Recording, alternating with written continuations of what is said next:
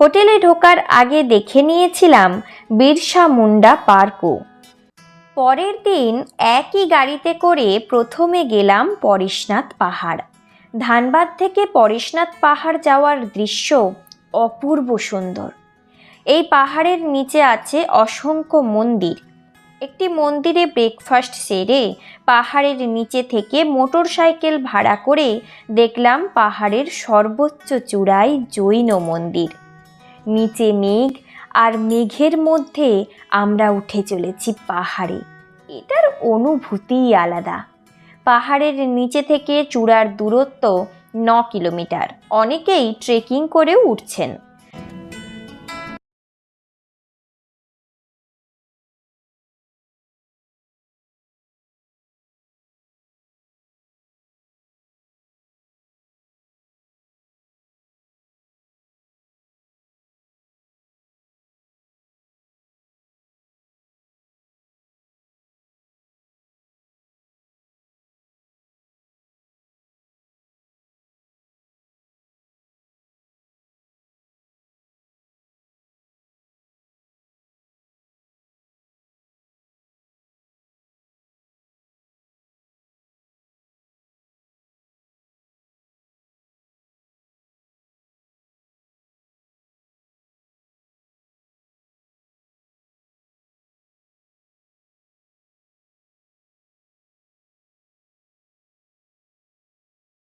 দিয়ে মাইথন যাওয়ার রাস্তায় সারলাম লাঞ্চ।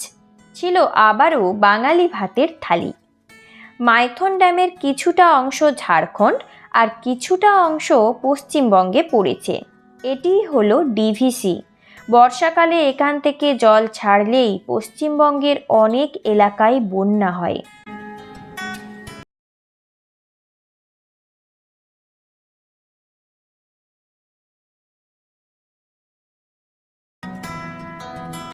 এরপর কল্যাণেশ্বরী মন্দিরে পুজো দিয়ে হোটেলের উদ্দেশ্যে রওনা দিলাম।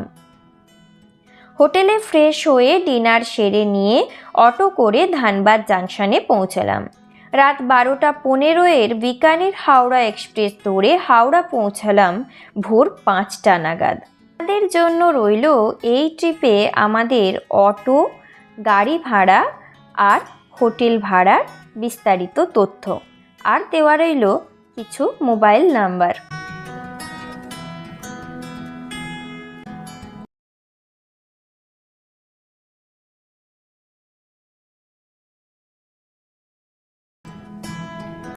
আপনারাও চাইলে মাত্র 2 দিন সময় নিয়ে ঘুরে চলে আসুন এত সুন্দর একটা অফবিট জায়গা। ভিডিওটি ভালো লাগলে অবশ্যই একটি লাইক, কমেন্ট ও শেয়ার করতে ভুলবেন না।